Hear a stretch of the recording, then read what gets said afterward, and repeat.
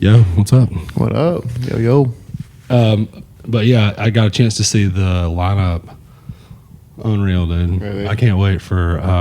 Dude, we're excited about it over here. I mean, I remember last year was like, it was so fun. Yeah, I think this year is going to be kind of the way it was over here. Last year expanded. Really? You know, like all of the venues are going to be right here for that part of IBMA or whatever, and then some of them are on the rooftop over here at the hotel. Oh, dude, he locked that in? Yeah, Okay, we got that in, and then we got Sweet. the That's feed. gonna be sick. That's going to be sweet, Yeah. man. Have you been up there? Yeah, it's super awesome. Nice. Yeah. And then we got private suite over here at the feed. You know, they got that private venue in the back. Got that thing all set up. So you're going to have those two places plus Barrelhouse plus Clyde's and Songbirds all rocking at the same time. All through Chattanooga. Yeah. Like, yeah, that's it. It's going to be sweet. Yeah. But yeah, nobody knows yet. But I remember last year, I think my favorite last year was the, God, I can't remember. It's like Foggy Mountain Space Unit. it's Foggy Mountain Spaceship. Yeah. Yeah, dude, they're from Colorado. Yeah. They were insane. Yeah. Yeah, they were awesome. Foggy Mountain Spaceship last year, I saw them. They played Marriott too. Really? And they did. They were in like this, teeny tiny little room. I don't even think it was really supposed to be anything, you know? Like it was probably about the size of the green room here, you know? Like maybe 2 times as long, but about this width. And the place was packed to the gills, dude. I mean, you couldn't get anything in there, and they were it was going to town. All the lights had everything blacked out, and they had all their like spaceship helmets on, and the lights and all that stuff going. Yeah, they did a fun cover of Riders on the Storm. I remember that was like just dope. It was really cool. I was at the Marriott for a little bit last year. I remember I saw you play there. It's pretty cool. Yeah. The jamming around at the Marriott's like the best part. That was sick. Yeah. Anyway, I didn't bring you in here to talk about it. I'm down. I'm always down to talk some bluegrass. You have any experience with bluegrass music besides, or did it all start here? Yeah, actually, my first ever show that I saw when I was a kid, my grandpa took me to see Ricky Skaggs and Kentucky Thunder at the Ryman. No, and when I was like 9 years old. Yeah. That's a great first show, man. That is me a great and my younger brother and my sister, we all went with him, and it was amazing. Yeah. Did you guys get all dressed up? Yeah. Nice. Yeah, we did. Go to Mother Church, man. We had like church fits on. Yeah, I remember. My grandpa was really into bluegrass, so that's like my first introduction to all that stuff. Like he's a big hunter, and he's like he's a contractor, so he builds houses and stuff. And he has like the funniest taste in music. He's like really into bluegrass, but he's also really into Maroon 5 too. And like Adam, like wasn't Adam Levine? Yeah, he's like really into like that and just those two things. Those are his goes, huh? Yeah, I remember like riding in his truck and he'd always be playing either Ricky Skaggs or Adam Levine. I wanted to do one of those two things. Is it like what mood he was in? Is like I'm in a Skaggs mood? Or? Yeah, pretty much. Yeah. Somebody cut him off. He gets in the Adam Levine mood. Yeah, if he has like a bad day hunting, he's turning that all the way up, dude. This life is working. It's something. Whatever. Yeah. Just rocking down the road. That's pretty funny. Exactly. It's funny how much. I have a similar memories of going to stuff with my grandparents, music stuff. It wasn't as cool as Ricky Skaggs, but it is funny how much that plays. I remember seeing like a really just regular cover band when I was a kid with my parents. I don't know why I have this why it sticks so heavy in my memory. I've seen a million cover bands since then, you know. Yeah. But that first one, you're with the folks and you're chilling. We were like a fair or something. We get like, I don't remember any of the rides, but I remember that cover band. Yep. Sometimes it just sticks with you. I don't know why. That one definitely does, but that was a great show. Oh, I'm sure, man. So what year would that have been? That would have been... I was 9. I'm 24. What is it, 2026? So it would have been 2011? Yeah. So that's like Jimmy Mills days. That's like, Jimmy Mills on the banjo, Ricky Skaggs, Kentucky Thunder was... Yeah. Have you been to the Ryman before, too? Yeah. So it's just an amazing venue to see that. That was my first introduction to venues, period, too. Yeah. Which is a cool one to just go to. Yeah, that's a good one to start. Yeah. Uh-huh. Now that you've kind of settled in doing the venue management here at Barrelhouse, how you feel about it? I feel great about it. It's going well. It's like everything I've ever wanted to do. So like when I was growing up, I got a degree in management, and I never just really knew what I wanted to do with it. Like I knew I always wanted to do music because I played music my whole life. I've always been involved in music, but I just didn't really know how I was gonna make those two things happen. Yeah, you know what I mean? Because I just like I really love school, but in a lot of ways I didn't really relate to a lot of my like classmates because a lot of them were just like stock people and bankers, finance. Like there's a lot of finance and accounting, which is cool. Like if that's what you're into, but I just like wasn't really into that. So I like for a while, like for the like 2 to 3 years after I got my degree, I was kind of just like, man, I just like shot myself in the foot. Like I'm not gonna go to some office, dude. Like I'm not gonna go do this and that. But it ended up working out really well. And those skills that I learned, I would not be able to do what I'm doing now if I didn't learn those skills. So it actually ended up helping out a lot. And I'm loving it, dude. Like I feel like I'm pretty good at it now. Like there's moments where you're just like, what the, like, you don't know what to do, man. But that's, what's funny is as you get older, you move on in any kind of position like that, you come to realize that's a lot of it all the time. Everybody is kind of like, oh, what do we do? Okay, like, I haven't figured that one out yet. Yeah. You just haven't crossed that. We just haven't had that problem yet. Once you get that problem solved one time, like, all right, now I got the blueprint. This worked, or this definitely didn't work. Yeah, but I'm pretty confident in it now. I mean, I've been doing it for a minute now, and I've worked here for almost 5 years now too already. So I kind of know different situations, but I feel comfortable in it. I feel like it's going pretty well. I feel like it's a new Barrelhouse kind of. So it does kind of feel like a new Barrelhouse, really. I mean, it does feel like a lot. That was actually kind of one of the things I was thought about bringing up is just like, like what's changed around here? Like there's been some changes that's happened. Yeah. And I mean, just looking at some of the bookings that are coming up, there's a lot of them that I'm not real familiar with, and I was like, oh man, let's bring Lake and let's get Lake in here and talk about some of the bookings, because I know some of them are great, and they're just outside of my wheelhouse. I just don't know about them, or just don't know about them yet. For sure. That's kind of one of the things that's changed, I think, is like I'm really trying to focus on like just every single genre having a space here. Like not that it didn't, because it did, but I don't know, I just want to, it's more forward of like I just want everything to have a place here, Like we have a lot more hardcore shows here now. We have some rap shows here now. We have just different stuff that wasn't really getting in the room, and I think that's like a really important part about a venue, is like making sure that you're not really focusing on one clientele. Like, of course, you can have like your market that like is going to hit, and of course you're going to feed that market as much as you can. But I think it's important to include, even if the ones that you haven't even tried out yet or something, it's important to include those in. And that's my main goal for it, And there are some there's some smaller bands that I really hope do well here too. Because there's this one, they're called She Bad. This is the first one that comes to mind. They're playing with Danimal Planet actually, so it's in July. It's July 24th, I believe, off the top of my head.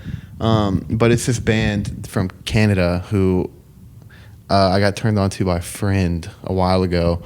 And they're just like, it's music on expert level. Like it's insane. Really? They're all like, you can tell they all went to like school for music, and they just happen to meet each other in like a jam room at school or something. But they're all so like uniquely talented. And like this one girl plays the violin in it. This one girl singing. The bass player is just so locked in. Like they're really good. Wow. And they've never been to America before ever. And I just happened to get in touch with their agent, and we ended up making something work. And so Dan is the only artist in Chattanooga that I could think of that's like, this is going to be perfect pairing. Because it's going to be a perfect pairing. Like they're very similar styles of music. It's like dancey music, like Dan's is.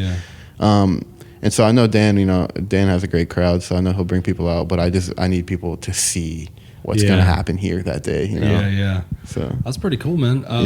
So like a band like She Bad, how do you bump into how do you, or just in general, like how do you find new music these days?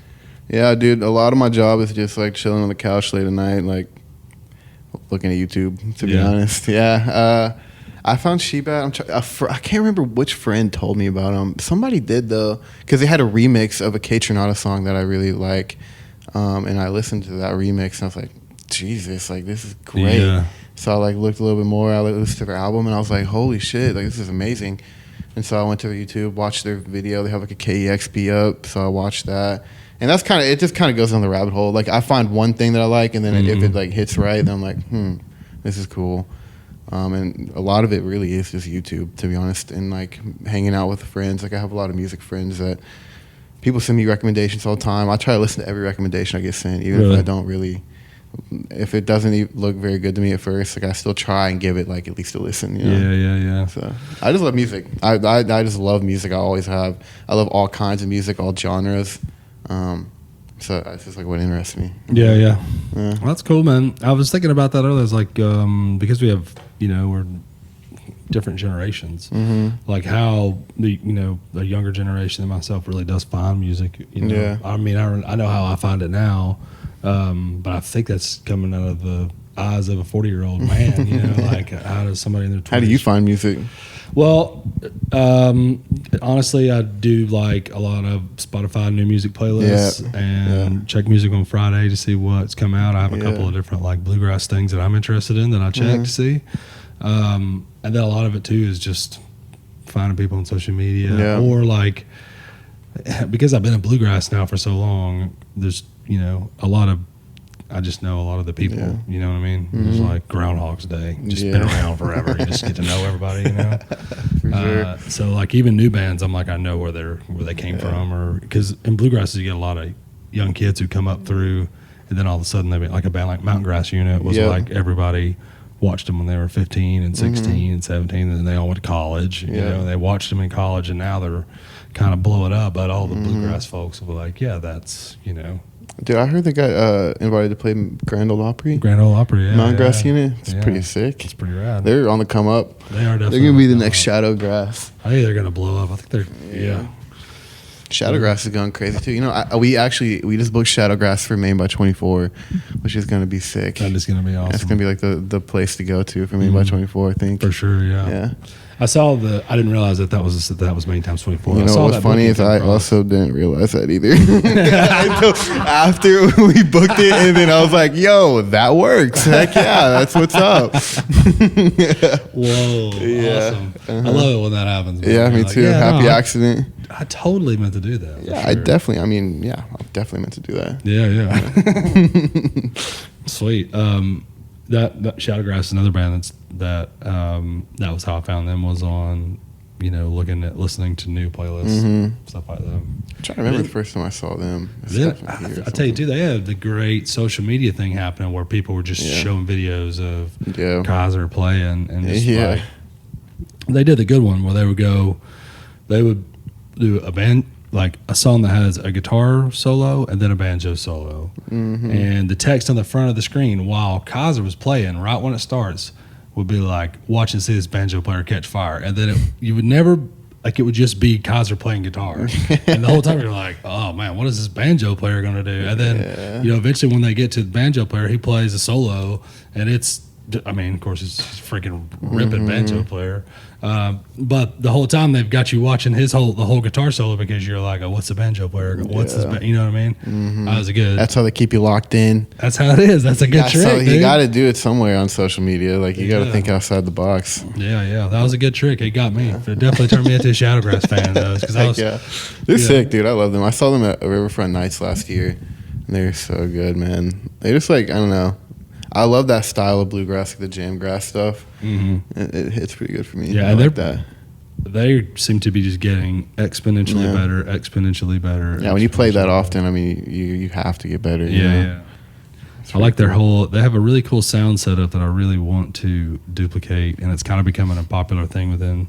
We just played with Magoo, and they got the same deal. Yeah, where they run all of their stuff off their pedals and their boards and all that, whatever, straight into like a box that has a splitter on it. So everything goes into there. It comes, the PA guy your sound engineer just hooks up.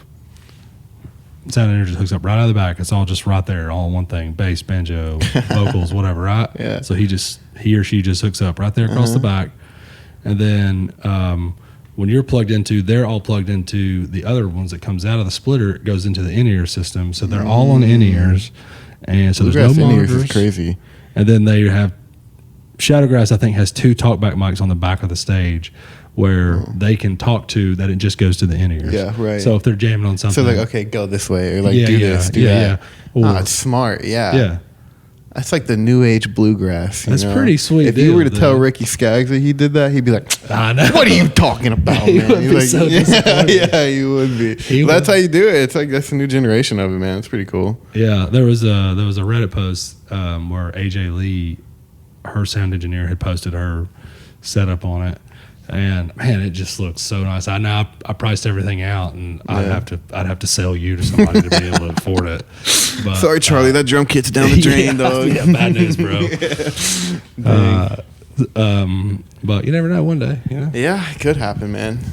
That's pretty sick. I've never played with in-ears. I would like to one day. Never done it though. Never played what? Never played with in-ears before. Oh, with in-ears, yeah. I've never played live to a click. I played in a studio to a click, but never live. I think that I don't want to do it. I don't want to do it live. Yeah. I'd fuck up. I'd get off key or not off key, off beat or something. I've just gotten experience in doing it just here the last few months. Really? Because Let's Go, they played to Adam Brown has a click going, and he's the drummer, and he has loops going too, because there's parts of the songs. Yeah, if you have tracks, and you have there's tracks that come in, you know. What I mean? So we're all playing to that. Yeah. But I don't have in-ears in, so I don't have a click going on stage. I just been playing to Adam, so it doesn't feel like too, you know. Yeah, it's not too bad. But he's pretty good about keeping us on. Yeah, I mean, if you can do it, heck yeah. Yeah, it's. I think, to me, playing with a click, playing with in-ears has the same kind of weird thing. Like, in-ears, the problem with in-ears is that you're not really part of the room anymore. That's what I mean. Like, it just takes me out of it. You're not really you're not part of the crowd. You're not part of the whole situation. It's just you and these. Yeah. Now, there's some times where that's really advantageous. Yeah, you know what I mean? Like, for it's really loud. And people are talking, not really, yeah. People are talking, or it's a big festival, or it's a bunch of stuff going on. That, it can make a big difference. Definitely. But if like, it's a good show and people are locked in and you want to be a part of it too, yeah. And, well, I mean, like a spot like Barrelhouse or Songbirds or something like that. I mean, you're just the way the room is set up. You're just kind of taking yourself out of the room. I agree. But that's kind of how the click feels to me. Is like I wouldn't be able to focus on anything but the click. Yeah. You know? Yeah, trying to stay with it. Yeah. And that would take me out of everything. Yeah. It's hard to listen and like be a part of the jam. And all that stuff. I remember Behold the Brave. They like a couple years ago, I filled in with them because their drummer was out or something. I was pretty young and I had never played to a click really. I did in a studio like once or twice, and they asked me if I could play to a click, and I was like, I can. I was like, but do you want that? I was like, do you really want that? And they were like, nah, that's fine. So I ended up not, and it was way better that way, I feel like. Yeah.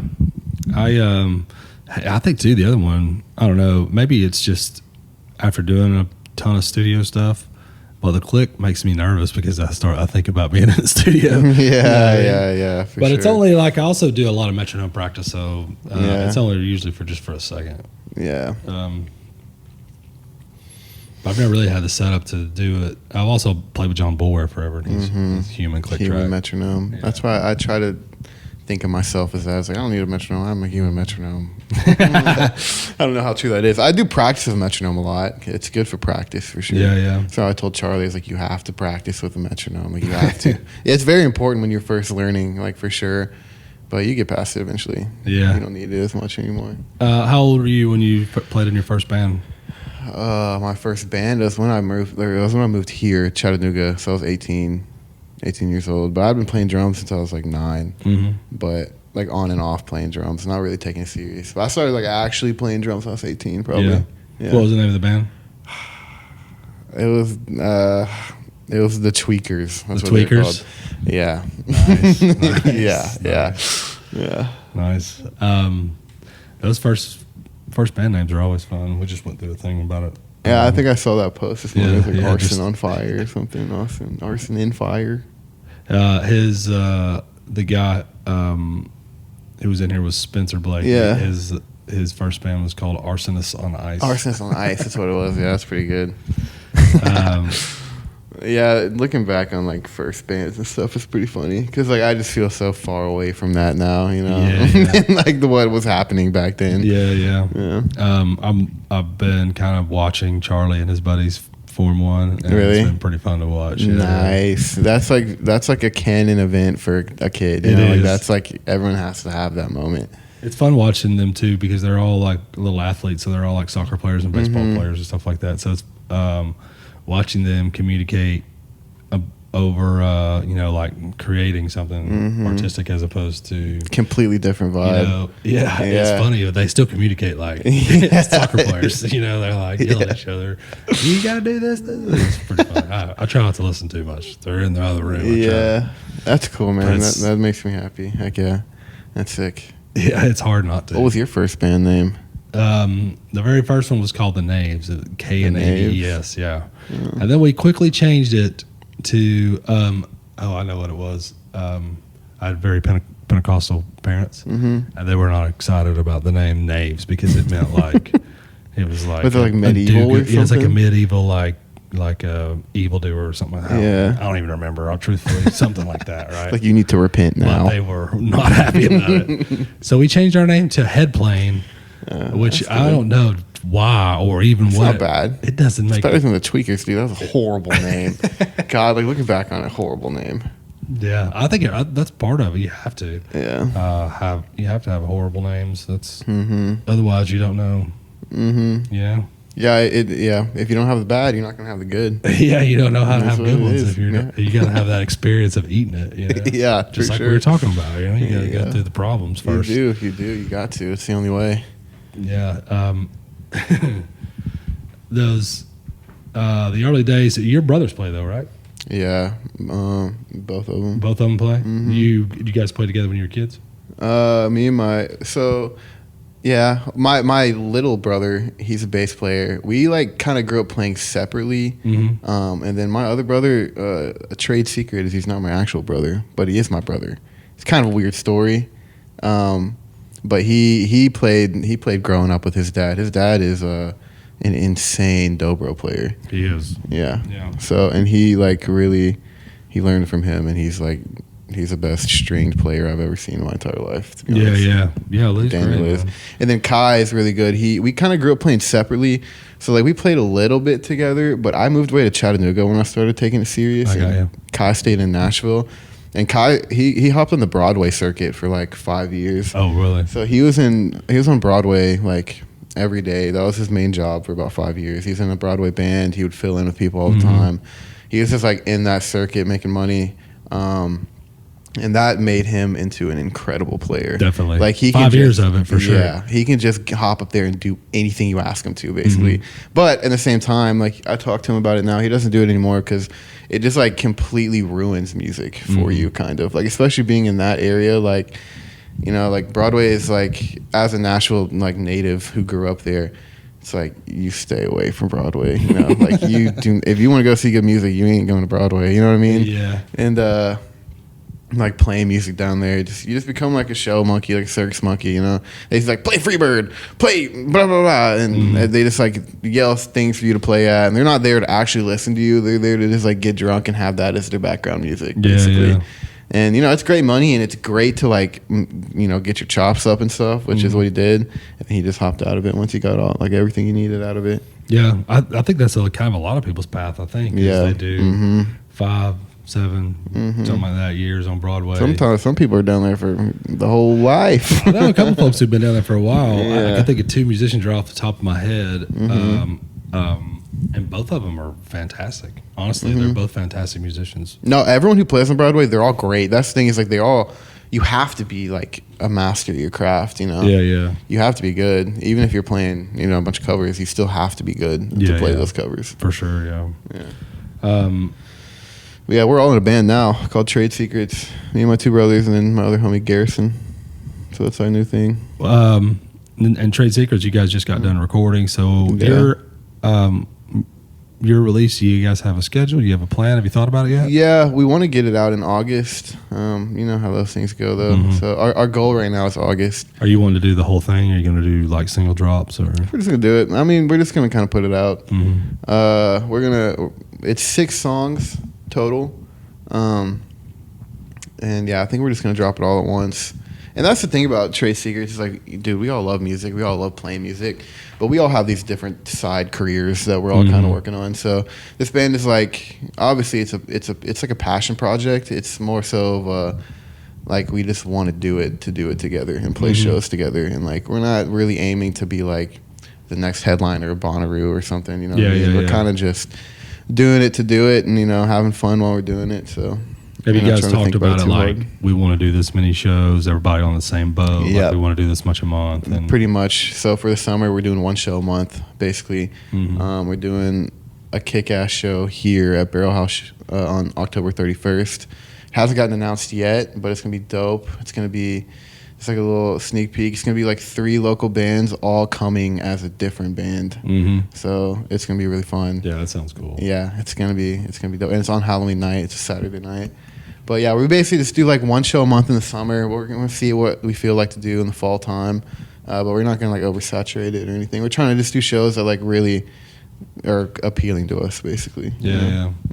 Because I've done the whole circuit of playing down empty JJ's or Cherry Street, or I'm just like, I'm not really trying to do it anymore. Yeah, for sure. Yeah.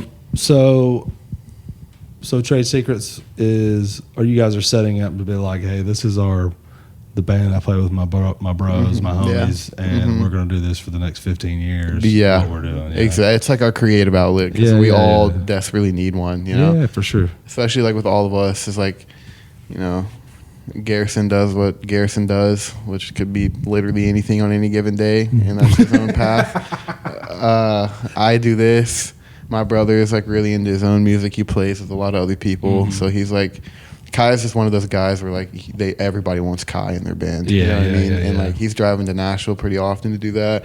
He's working at Urban Stack at least right now. And then Daniel's got a whole nother life too. So he's like he works outside. He does like landscaping stuff. He does like he's got a whole basically life. You know what I mean? Like he's just like doing that whole life. And so we all just need somewhere where we can all come together, you know, forget about all that stuff for a little bit and try not to take it too serious, because we've all been in bands where we have just taken it too serious, and it just almost, for me at least, it just kind of takes the fun out of it a little bit, you know, and like it makes it where it feels more like a job when you're all getting on each other about like, this is a schedule for this, or we need to do this right now, and this is blah, blah, blah.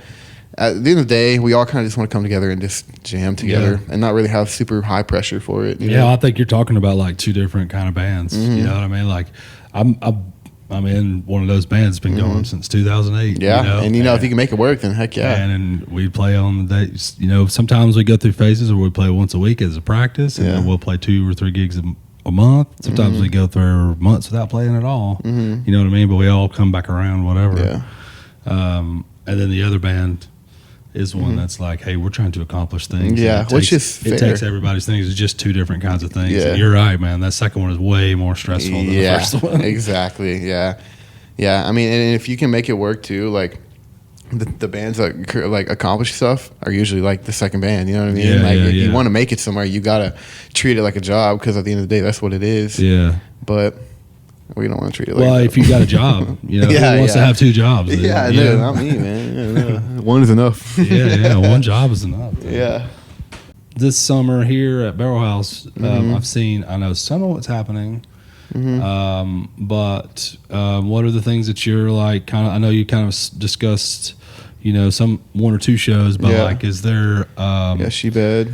Anything overall that you want to like talk about show wise, or is there any kind of overarching you know, goal that you guys are trying to get done at Barrelhouse this summer?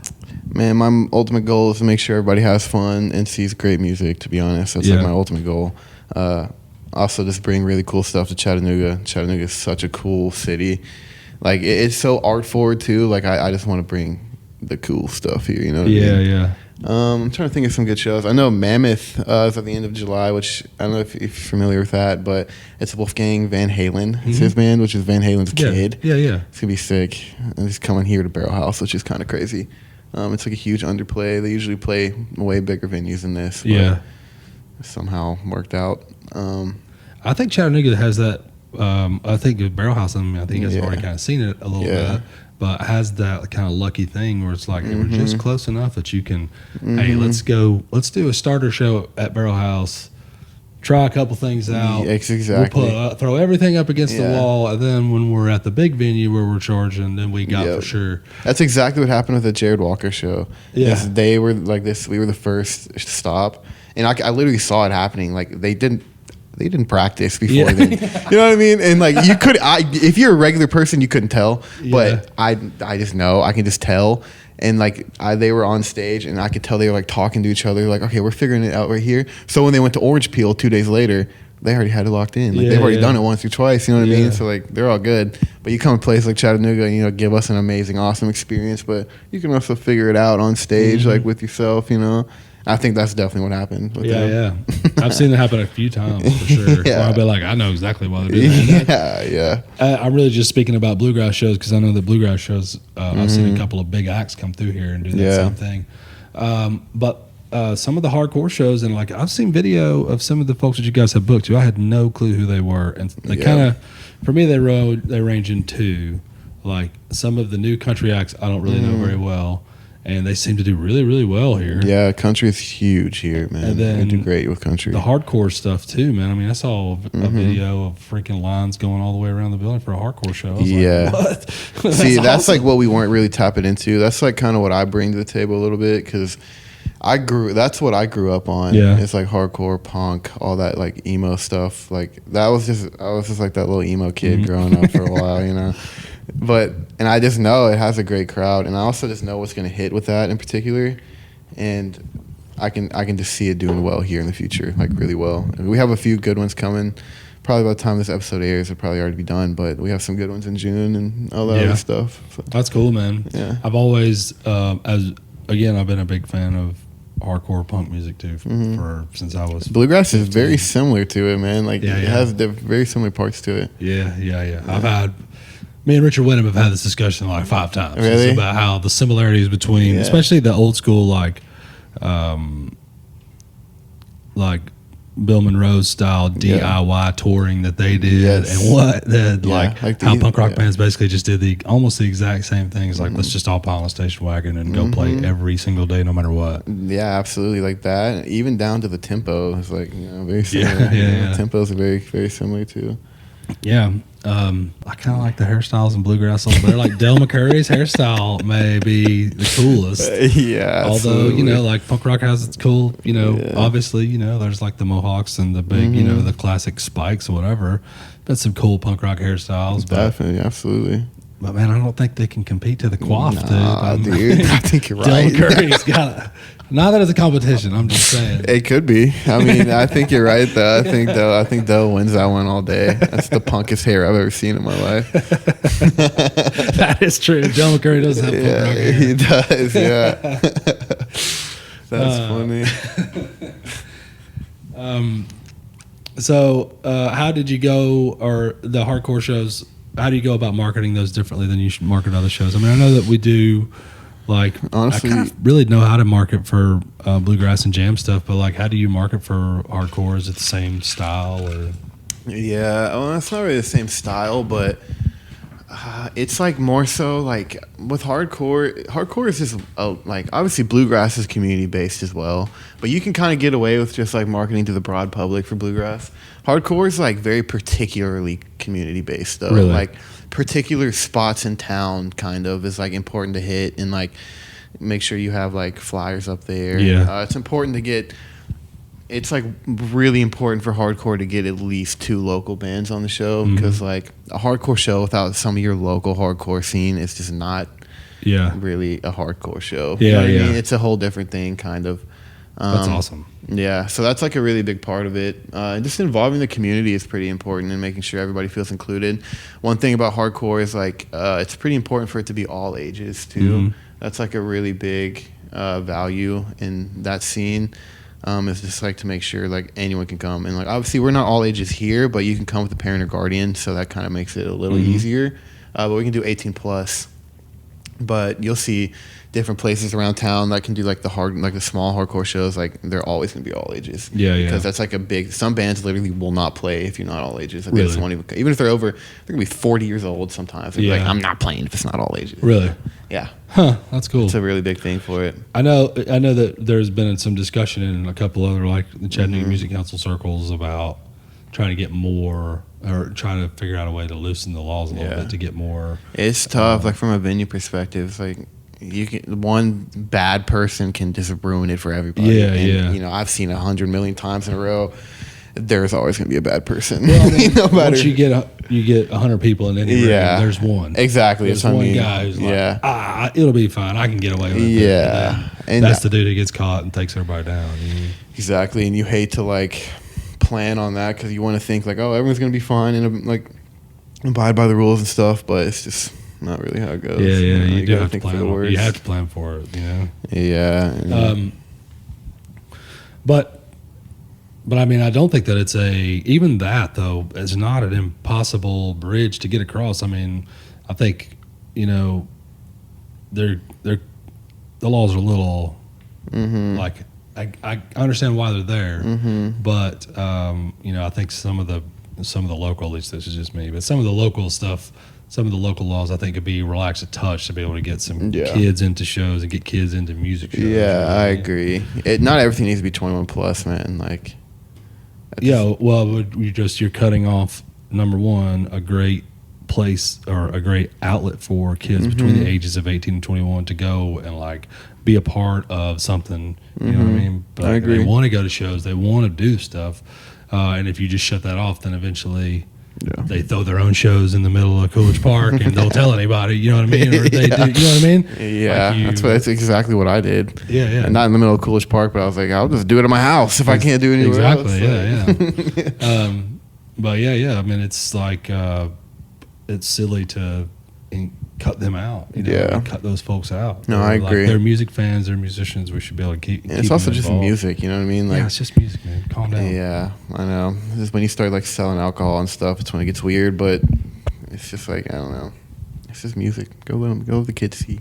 Yeah. Set the children free, City of Chattanooga Beer for Board. real. Come on. I knew some people who were kind of coming up in hardcore stuff a few years back, and that was about 4 or 5 years ago. And I went to shows at like Dark Roast, right? Because Dark Roast is a big part of the hardcore scene, correct? For sure. So I went to Dark Roast and started going. I saw one guy who I was like, hey, my buddy's kid is in a hardcore band, so I went. And then I went back to like 3 or 4 different shows because I was like, oh, this is cool. It is pretty cool. And it is a good, you're right, there's a lot of community, it's a lot. which I think is really cool. Yeah. Like a really cool part of that scene. And it is similar to Bluegrass in that, where there is a lot of, everybody kind of knows a little bit about who everybody is. And Chattanooga is probably, I think Chattanooga is probably the right size for that. Like, you know what I mean? Where everybody kind of knows. I wonder if there's other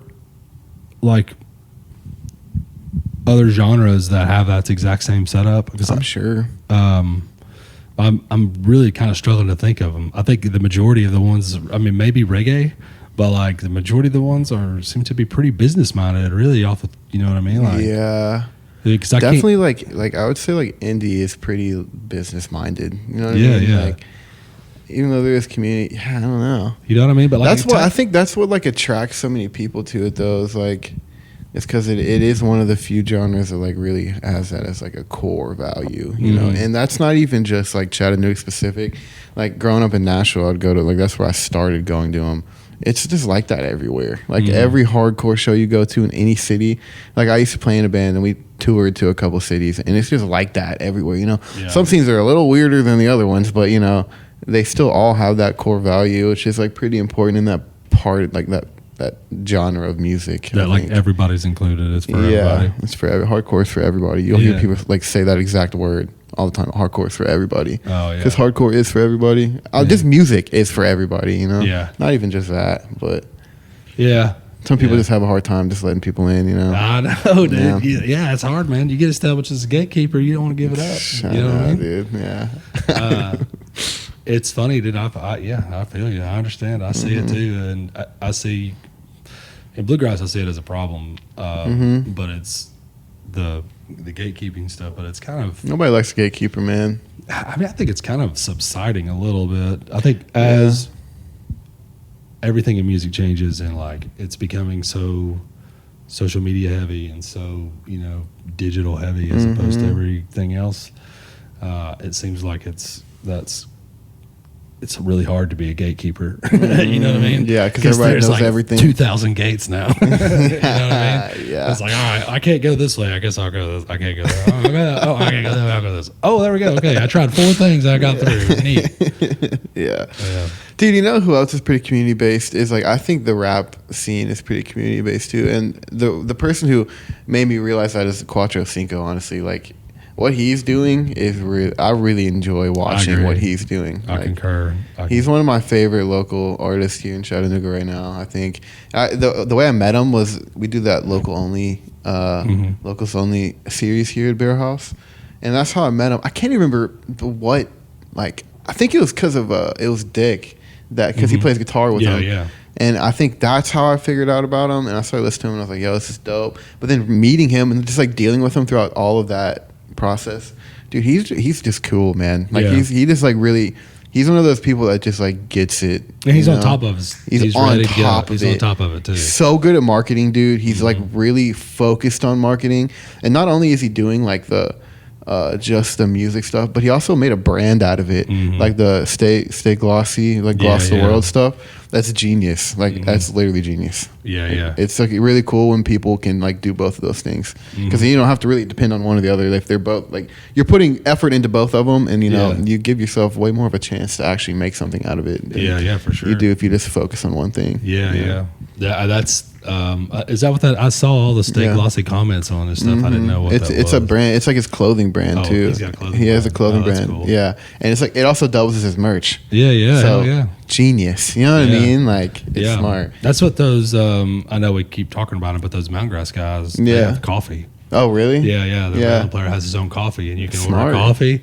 They bring coffee to shows. Yeah, like a little, it's genius, dude. That's it's how like you can help double support, source of income. D-Law's coffee is what it is. D-Law's? D-L-A-W, D-Law. Yeah. You got some competition, Gloss. Gloss the world. We gotta come up with some good. I mean, we should start selling bricks, dude. There we go, bricks. There we go. I think of that. Dude. Yeah, dude. Yeah. But we need to start selling bricks. You should. There's plenty around. Dude, you Stolen sell bricks. it right over to those construction workers right across the road. The construction guys have been. Like, how much you pay? $1 a brick? I got you 99 cents, man. Easy. I think the future for some of the shows that are happening in the fall here at Barrelhouse is going to be good too. I know we've got some cool stuff coming. I know IBMA has some things that are coming here too, but I also know of a couple bluegrass shows that are coming. Is there anything that's like coming towards the end of summer, fall, some of like in those genres that aren't bluegrass that I'm gonna be like that I need to make sure I check out? Definitely. This one. It's this is my top pick from honestly the entire calendar so far. His name's Coda the Friend. It is unbelievable that he's even coming to Chattanooga. Like it makes no sense to me that he's coming to Chattanooga, but he's skipping out on Atlanta to come to Chattanooga basically, and he's huge in Atlanta. He's a rapper. He's like a very chill, like lyrical, like musical rapper, and he's gonna come here with a full band.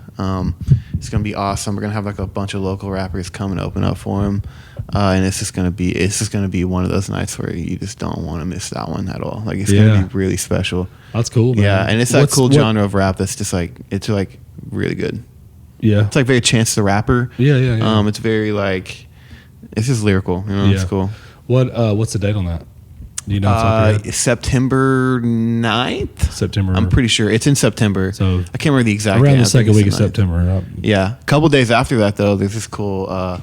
There's this co-headline bill. It's this band called Marfa and Jason Scott and the High Heat. I've heard of Marfa. Yeah, they're just recently. This is gonna be one of those gigs that like they're probably never gonna play Barrelhouse again. You know? I got them just like right at the end. Like they're coming up pretty big right now. You couldn't get them today. I probably couldn't get them today. Yeah. That's awesome. Yeah, it actually happened a couple months ago, and I just like let's go. You know what I mean? Like, Because like it's probably like a couple more months, especially a couple more months down the line, they're just gonna be way big. So it's gonna sell out for sure. It's gonna be good. They have like a really good song called Daisy that's like hitting right now. I knew they were hitting because I went to go get my gas pump the other day, and there's just a video. The music video was just playing on the gas pump, and it was Marfa. And I was like, what the hell? Yeah, I was like, good sign right there, dude. Let's go. You know. What's the date on that show?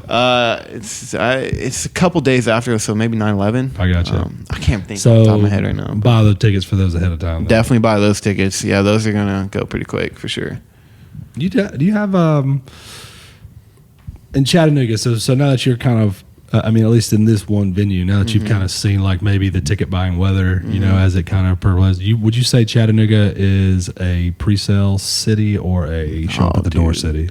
Show up at the door city, man. Unless it's like something just unbelievable, you know, like Phoebe Bridgers or something. Yeah. But even then, obviously, everyone showed up to the door for that one. But unless it's just something unbelievable, it's always like, God, it's like the most stressful thing in the world. It's like, it literally like is so stressful because, you know, like sometimes I just know something's going to hit and I just know it's going to sell out, but it'll sell 100 tickets and you're just sitting there, you're like, what? You're just so confused, and by the end of the night, it sold 480 tickets. And you feel way better about it. But that's just every show. It just every show is like that. So it makes you never know what to expect ever.